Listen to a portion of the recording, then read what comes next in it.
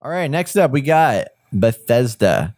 We're going to talk about some Bethesda real quick. What we have announced, confirmed, coming, Fallout 76. What does that mean? So it's the same engine, doesn't look much different than Fallout 4. Maybe better graphics. I don't know yet. It doesn't seem like that.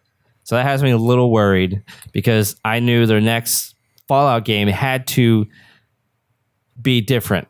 Fallout 4, great. But the next one had to change. The story wasn't on par to what I think it should have been.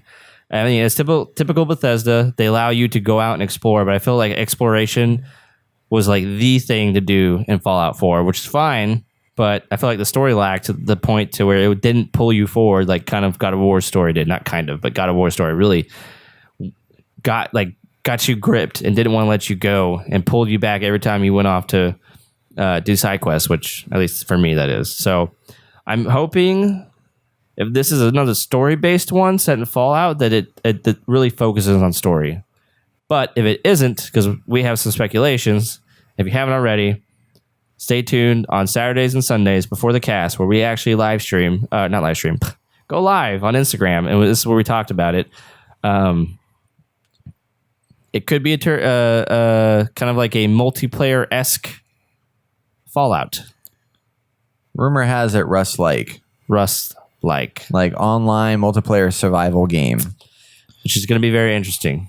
Yep. When I posted to Instagram, people were excited that it was going to be a new game, but others were hoping it's not going to be multiplayer, because it very much could be. It looked like you almost were in charge of your own vault, which can be cool, which is kind of like a 3D Fallout shelter, which is fine. And you might have to do, inventory management and resource management and stuff like that. And it kind of makes sense that it would be kind of like a things or people, raiders or monsters would enter your shelter or your base, and you would have to set up defenses to kind of kill them.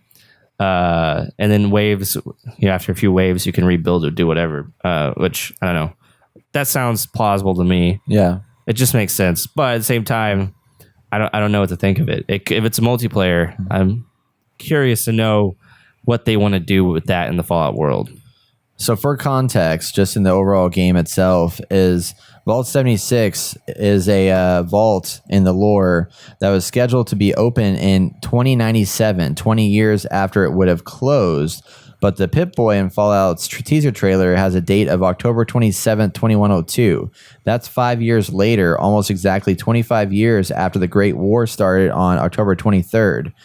2077. For context, that's the earliest setting for a Fallout game by nearly 60 years. The first Fallout was set in 2161, which is about 60 years later. Fallout 2 then jumped forward 100 years to 2241.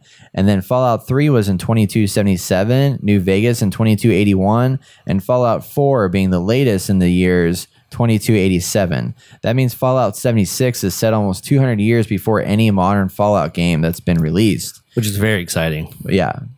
So, So if this is 5 years after the scheduled opening of the vault, we're like, what does that mean? What if this is Battle Royale? Everyone's out against them. Everyone's against each other because it's a do or die world right now where everything is super highly intense. Not that we see in the regular Fallouts, because in the regular Fallouts, everything's kind of all the radiation's gone down. Everyone's kind of found their own, home and residence within certain communities within the world. This is complete, utter chaos still. You know what I mean? Yeah. Just saying.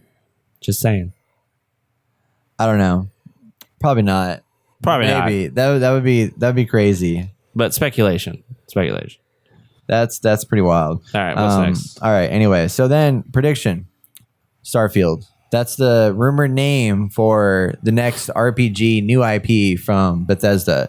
And if we see this, it'll be really interesting, because if that's the case, we're going to get Rage 2, we're going to get Fallout 76, and we're going to get a new IP from Bethesda during their conference, which actually isn't too out of the ordinary. Yeah. They do usually have 3 to 4 games that they announce or talk about.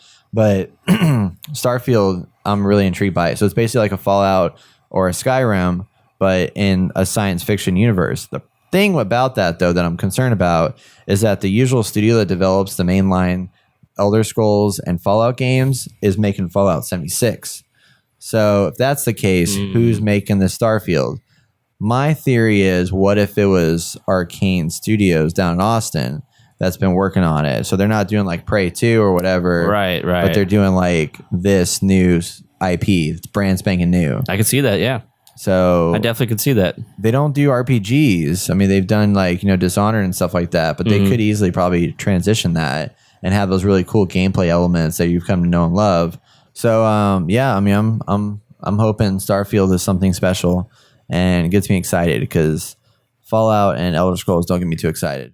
Head on over to thegamer.net for a full podcast episode for our weekly game impressions and top headlines of the week.